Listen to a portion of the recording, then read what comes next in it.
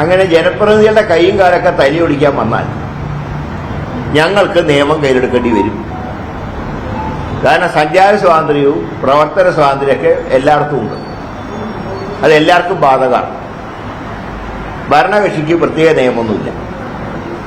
ഇന്നലെ ഇത്രയും പറഞ്ഞ സ്ഥിതിക്ക് വേണ്ടി വന്നാൽ നിയമം കയ്യിലെടുക്കാൻ ഞങ്ങൾക്ക് മടിയില്ല. അതിലെന്ത് ഇനിയിപ്പോൾ കലാപാഹ്വാനം എന്ന് പറഞ്ഞ് കേസെടുത്താൽ ഞങ്ങൾക്ക് വിരോധമില്ല. നിയമം ഒരു കൂട്ടർക്ക് മാത്രമാവരുത്. ഇല്ലാത്ത കഥകൾ ഉണ്ടാക്കുക, അതിന്റെ പേരിൽ കേസെടുക്കുക.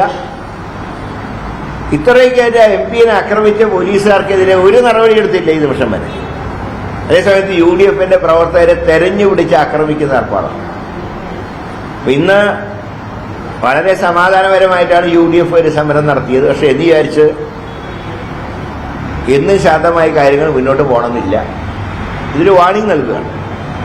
ഞങ്ങൾക്ക് ഈ കുഴപ്പമുണ്ടാക്കണമെന്ന് ആഗ്രഹമില്ല. കാരണം വരാൻ പോകുന്ന ലോക്കൽ ബോഡി ഇലക്ഷനും അസംബ്ലി ഇലക്ഷനും സമാധാനപരമായി നടക്കണമെന്നാണ് ഞങ്ങൾ ആഗ്രഹിക്കുന്നത്. കാരണം ഇലക്ഷൻ റിസൾട്ടിനെ കുറിച്ച് ഞങ്ങൾക്ക് ഒരു സംശയവുമില്ല. ഇതൊരു കലാപത്തിന്റെ അന്തരീക്ഷം ഉണ്ടാക്കിയത് ഇലക്ഷൻ വരെ നീട്ടിക്കൊണ്ടുപോകാനാണ് ശ്രമമെങ്കിൽ അതിനാ രീതിയിൽ ഞങ്ങൾ കണ്ടോണം. അത്രേ പറയുന്നു. ഇപ്പോ ഞങ്ങൾ ഈ ശബരിമല വിഷയത്തിൽ ഹൈക്കോടതിയുടെ മേൽനോട്ടത്തിൽ ഒരു CBI എൻക്വയറി വേണമെന്ന് പറയാൻ തന്നെ കാരണം ഹൈക്കോടതി കേരള പോലീസിനെയാണല്ലോ ഏൽപ്പിച്ചിട്ടുള്ളത്. കേരള പോലീസിനോട് പറഞ്ഞിട്ടുള്ളത് നിങ്ങൾ റിപ്പോർട്ട് മുഖ്യമന്ത്രിക്ക് കൊടുക്കണ്ട, ഞങ്ങൾക്ക് തന്നാൽ മതി. പക്ഷെ ഇവിടെ ഉണ്ടാകുന്നൊരു കുഴപ്പം, ഈ പോലീസ് ഉദ്യോഗസ്ഥന്മാരും അന്വേഷിച്ചിട്ട് സത്യമാണ് ഹൈക്കോടതിക്ക് റിപ്പോർട്ട് ചെയ്യുന്നതെങ്കിൽ ഈ ബൈജുവിനെ പോലുള്ള ഉദ്യോഗസ്ഥന്മാർക്കെതിരെ നടത്തിയ ഭീഷണി അവർക്ക് നേരെ ഉണ്ടാവും. ഒരു യോഗേഷ് ഗുപ്ത എന്ന IPS-കാരന് കോൺഫിഡൻഷ്യൽ റിപ്പോർട്ട് പോലും ഒപ്പിട്ട് കൊടുത്തില്ല മുഖ്യമന്ത്രി. കാർഷിക കമ്മീഷണറായുള്ള അശോകനെ ഒരു അപ്രധാന കോർപ്പറേഷന്റെ ചെയർമാൻ MD-ആക്കി മാറ്റിയത് കേന്ദ്ര അഡ്മിനിസ്ട്രേറ്റീവ് ട്രിബ്യൂണൽ സസ്പെൻഡ് ചെയ്തിട്ട് പോലും വീണ്ടും മാറ്റി അദ്ദേഹത്തിന്.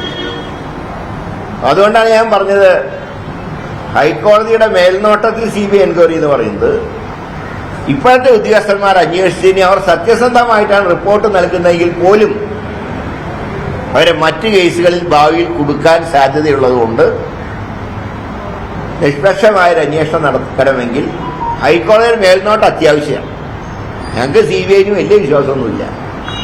കാരണം ED നോട്ടീസ് വരെ ആവിയായി പോകുന്നൊരു കാലഘട്ടമാണ്. അപ്പോൾ ഈ കാര്യങ്ങളിലൊക്കെ വ്യക്തമായിട്ട് നിലപാടുണ്ടാവണം. അത് ഉണ്ടാവുന്നതുവരെ പാർട്ടി മുന്നണി സമരം